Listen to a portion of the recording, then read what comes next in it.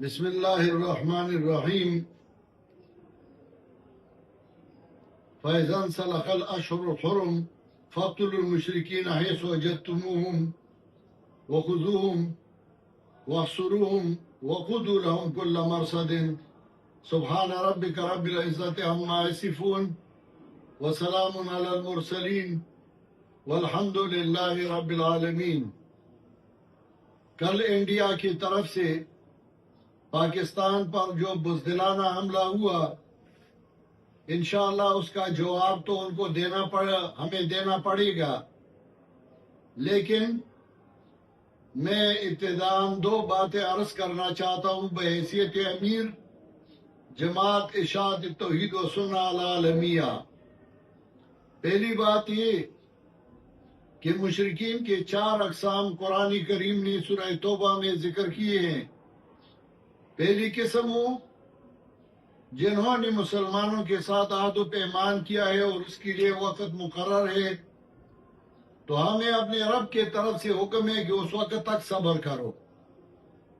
دوسری وہ قسم وہ ہندو ہیں جنہوں نے مسلمانوں سے وعدہ کیا ہے اور اس کے لیے وقت مقرر نہیں، تو ان کو 4 مہینے مہلت دینا چاہیے. اور تیسری قسم کے وہ ہندو اور مشرک ہیں جنہوں نے مسلمانوں سے امن طلب کیا ہے، تو ان کو امن دینا چاہیے اور ان کے آبرو اور ان کے مال کی خیال رکھنا چاہیے.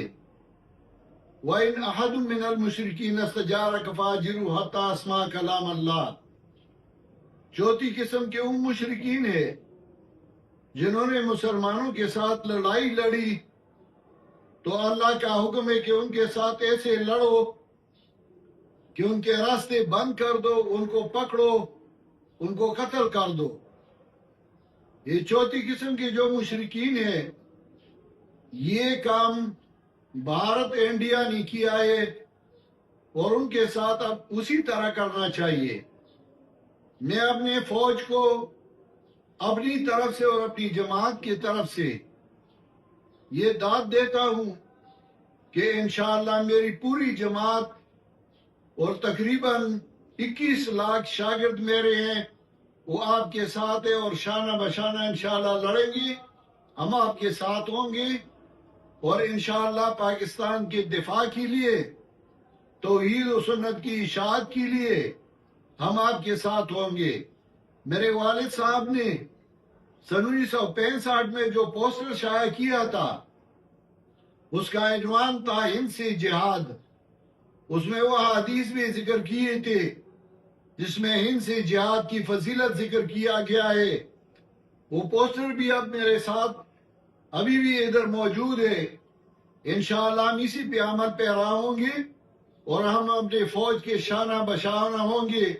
میں اپنی پوری جماعت کو اعلان کرتا ہوں کہ آپ کل مختلف شہروں میں جلوس نکالے اور فوج کے ساتھ اپنے تعاون اور اپنے ہمدردی کا اظہار کریں. انشاءاللہ یہ 7 لاکھ فوج نہیں ہے، یہ 20 کروڑ عوام بھی انشاءاللہ ان کے ساتھ ہیں اور انشاءاللہ رہیں گے.